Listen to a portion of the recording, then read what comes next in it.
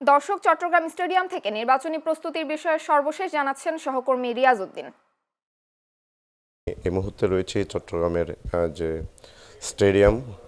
স্টেডিয়ামের ভিতরে রয়েছে। আমরা দেখতে পাচ্ছি আমার ঠিক পিছনে আগামী 12 তারিখ যে ত্রয়োদশ জাতীয় নির্বাচন, সেই নির্বাচনকে কেন্দ্র করে নির্বাচনী কর্মকর্তারা আসলে যে উপজেলা সহ চট্টগ্রাম মেট্রোতে যে আসনগুলো রয়েছে, প্রতিটি কেন্দ্রের জন্য আসলে ব্যালট যে বাক্স, সে বাক্স তৈরি করছেন বিভিন্ন কেন্দ্রে পাঠানোর জন্য, এবং পাশাপাশি যে গণভোট, হ্যাঁ না ভোট, সে ভোটের যে পেপারগুলো এবং যে সরঞ্জামাদি, সেগুলো আসলে এই যে বস্তা দেখছেন, সে বস্তায় আসলে তারা বস্তাবন্দি করছেন, এবং পাশাপাশি প্রতিটি কেন্দ্রে যাতে নির্বাচন কর্মকর্তারা আসলে তদারকি করছেন। আমরা দেখেছি গত কয়েকদিন ধরে তারা আসলে এই কার্যক্রম চালিয়ে যাচ্ছেন। এবং পাশাপাশি যদি একটু বলে রাখি, আসলে যে এই নির্বাচনকে কেন্দ্র করে আসলে প্রায়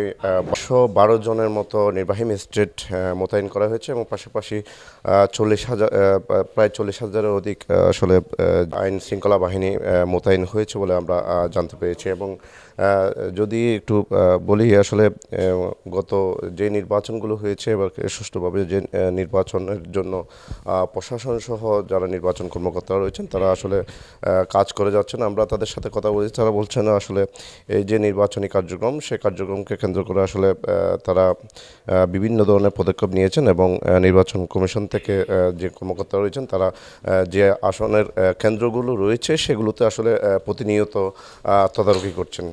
এবং নির্বাচনকে কেন্দ্র করে আমরা দেখতে পেয়েছি প্রশাসনের সেনাবাহিনী, পুলিশ, বিভিন্ন প্রশাসনের বিভিন্ন কর্মকর্তাদেরকে আসলে বিভিন্ন জায়গায় আসলে তদারকির জন্য দেওয়া হয়েছে। এবং আমরা চট্টগ্রাম শহরের বিভিন্ন পয়েন্টে আসলে দেখেছি প্রশাসনের কার্যক্রম, যাতে কোনো ধরনের অবৈধ অস্ত্র যে নির্বাচনী এলাকাগুলোতে আসতে না পারে, এবং বিভিন্ন পর্যবেক্ষণ টিমকেও আসলে আমরা এই কার্যক্রমে দেখতে পেয়েছি। এই ছিল চট্টগ্রামের যে নির্বাচনী কার্যক্রম, সেখান থেকে আমার কাছে সর্বশেষ।